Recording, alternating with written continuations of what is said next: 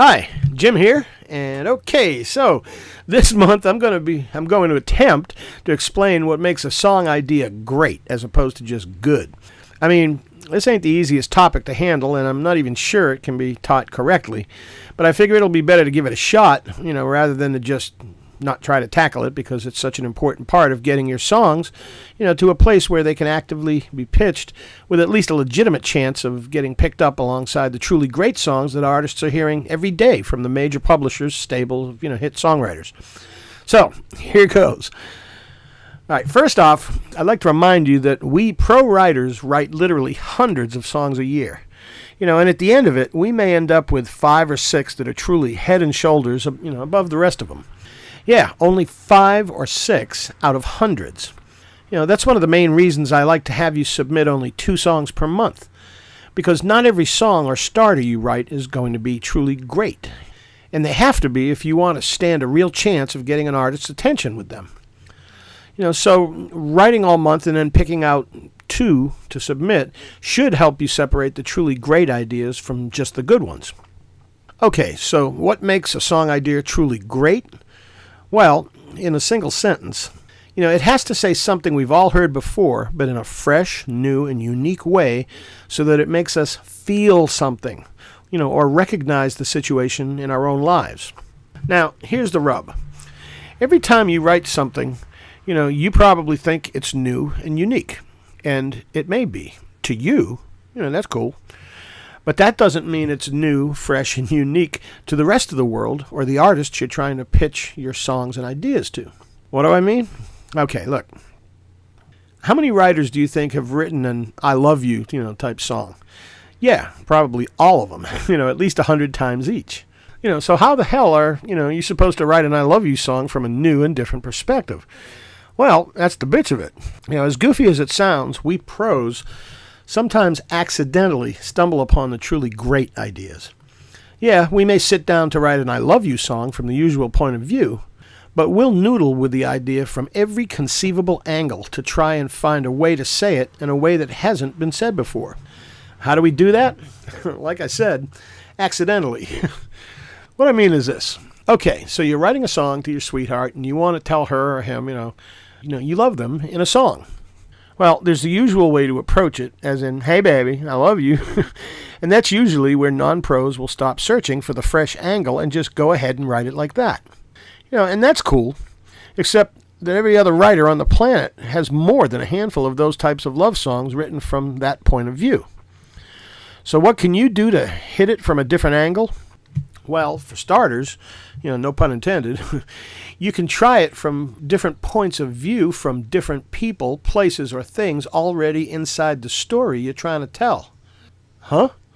Okay, let's say you're writing the song from your point of view. You're sitting at a bar with your other half and you're getting a warm fuzzy. And you just need to tell him or her, how you're feeling about and towards them in that moment. Again, that's cool. But what if you wrote it from the point of view of the bartender looking on? Or the guy sitting at the end of the bar looking at you like you're an asshole because, he left his wife or girlfriend and you've got something he wishes he had back in his life again. Or what do you think that drink or bottle of beer you're sipping on might have to say about how you're feeling, or their own feelings for that matter?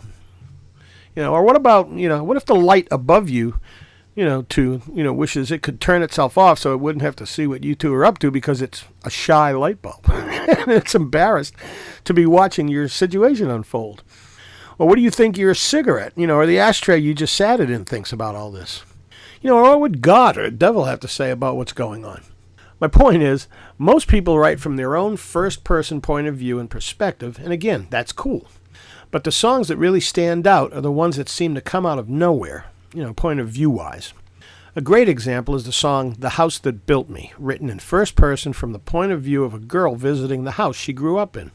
Now, most writers, would have just told a story of what life was like growing up in that house.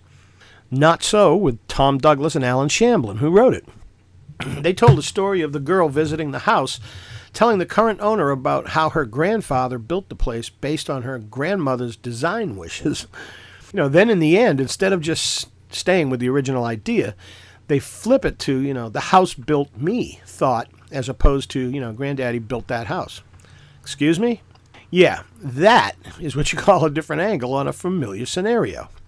I could go on and on with this song and the ways it points out, what hitting an idea from a different angle means. But do yourself a favor and listen to it.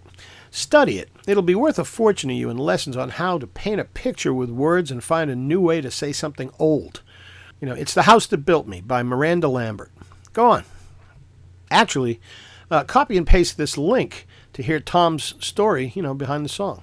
You should see it in the next frame.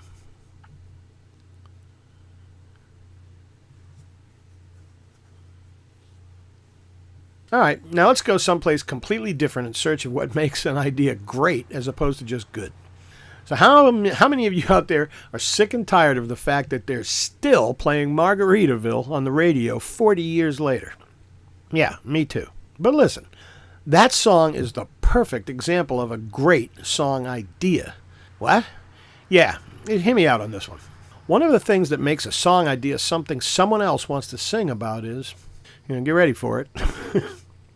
Pictures tell stories better than words tell stories. Huh? Yeah, I know. Look, I'm going to go a little deep here, and you're just going to have to try to follow along best you can. As I've said before, not everyone has the same thoughts, but everyone shares the same emotions, we all feel. Emotions, people, are the key to making your songs and ideas truly great. Don't tell me what you think about something. Show me how you feel by painting me a picture so that I'll know what I'm supposed to feel when I hear it. You see, you can tell me a story about whatever, and I may listen. But if the story is about you, then I'm probably not going to be able to relate to it other than to hear you out and, give you a nod of approval. But if you paint a picture in my mind using words of images that I can see clearly in my own head, then I'm going to automatically feel the emotion I would put with that picture based on my own life's experiences, relative to that picture. Get it? Reread that last bit. It's the key to touching other people with your songs and ideas. See, I told you I was going deep. That's Freud there, by the way. Crazy psychology stuff going on here. And all that being said, let's look at Margaritaville from that point of understanding, and hopefully you'll see why it's such a great example of what I'm talking about here. Let's start with the lyric. Nibbling on sponge cake, watching the sun bake, all of them tourists covered in oil.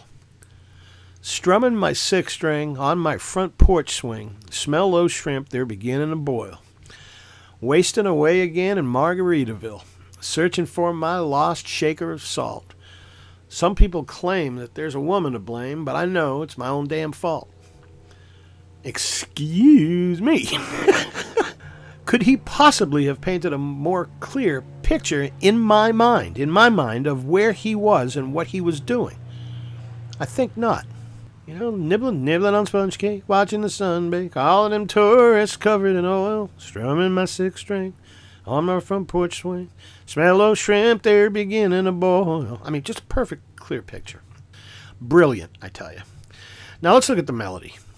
But before we do that, go listen to or look up the complete lyric to Margaritaville.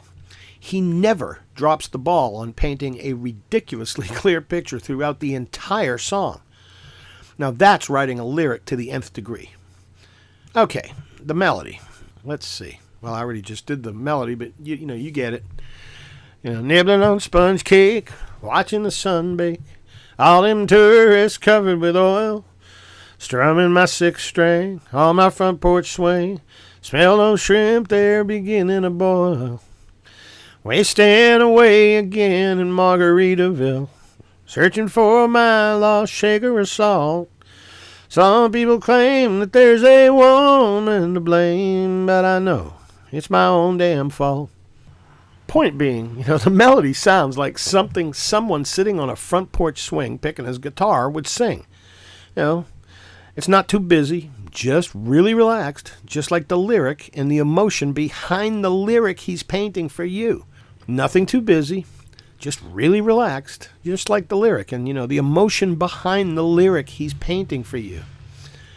Again, I say, brilliant. Okay, so go and listen to Margaritaville several times with your ear towards the craftsmanship of the song instead of just being annoyed by it. That's the reason you still hear it being played on the radio today, 40 years later. Who cannot relate to chilling on a front porch with a cold drink, just waiting for the shrimp to be done? No one. And that's the whole point of a great idea. Everyone can relate to it somehow. Everyone can relate to it somehow. Just to go back a minute and revisit how I said we accidentally stumble upon, some truly great ideas. Let me share a short story with you, that you may find absolutely fascinating. Okay, so do you know how Keith Richards of the Rolling Stones came up with all those amazing classic rock licks and riffs that every guitar player knows today? He'd sit around just noodling on his guitar until he made a mistake. Then, when he did make a mistake, he would write a whole song based on the mistake. True story, or at least so he says in his autobiography. Weird, huh? But very cool to know. Play till you make a mistake and write a song around it. But back to the show me a picture thought. So, as a closing thought on this particular part of the lesson, I'd like to say, show me how I'm supposed to feel. Don't tell me how you think. Why? Well, because basically we're all, human. We're all selfish. And if it doesn't have anything to do with us, then we don't really care. I'm referring, to the listener in the previous statement. And if you want someone else to sing your songs, you're going to have to make them feel something before they'll want to sing about it. How do you do that? By painting a clear picture, with your words, so that the listener can see themselves in your scenario. Need another great example? All right, here you go. Check out this lyric. You don't have to go now, honey, call and tell me won't be in today. Baby, there ain't nothing at the office so important it can't wait. I'm thankful for the weekend, but 2 days in heaven just ain't gonna do. This is gonna take forever, darling girl, I just got started loving you. Pretty clear what was going on there, right? I actually know the guys, who wrote those words. Again, paint a picture instead of just telling a story. All right, here's a little gem that usually goes relatively unattended to, by non-pros that you should definitely take the time to wrap your head around. It's called rewriting. Now, I can hear you out there now. Why rewrite a song when I've already said what it was I set out to say? Well, that's the whole point, isn't it? It's usually during a rewriting session that you hit upon a truly different angle for your original idea. Usually because you've had, enough time to get the original inspiration out of your head, and now you can look, back on it from a different point of view. So you think rewriting is unnecessary? Well, remember that little ditty I talked about a while back called The House That Built Me? It is arguably one of the best songs ever written from a craftsmanship and sheer great idea standpoint. Guess how long it took Tom and Alan to finish it? What do you think? 10 minutes? 4 hours? 2 days? A month? Try 7 years worth of rewrites. Yeah, 7 years. Now that's what I call commitment to getting a song right. But again, the important thing here is that they kept getting back on it because the first version didn't float anybody's boat. But they knew they had a monster idea, so they just kept on hammering on it until they got it right. 7 years worth of rewrites. Think about that. And oddly enough, they did it by taking stuff out of it because they realized there was too much info and story in the song. That's a lesson unto itself. Most people just keep changing and or adding things to make it better. But they knew enough to whittle the basic idea down to its simplest form, and hammer it home. Try deductive, rewriting sometime. It's an eye-opener when you realize you don't actually have to say everything about a topic to get a point across. It truly can be a case of, less is more. Okay, so here's a little exercise for you that you probably think is going to be easy. Come up with a one-word title that paints a clear picture in your head, in my head. I don't care if it's cherries, but it's got to be a thing, so that you and the listener can see it, a thing. Okay, now that you have your one-word title and you can see it clearly in your mind, write down everything that comes to mind about that thing. I don't care how weird you think the thoughts are, just write them down. Okay, once you've exhausted all possible trains of thought relative to that picture, go back through them, and I'll bet in there somewhere you'll find an angle you never thought about before. That you could write a song about that thing from that point of view. It's not as easy as it sounds, but that's exactly what we pros do most of the time when we're trying to flesh out an idea.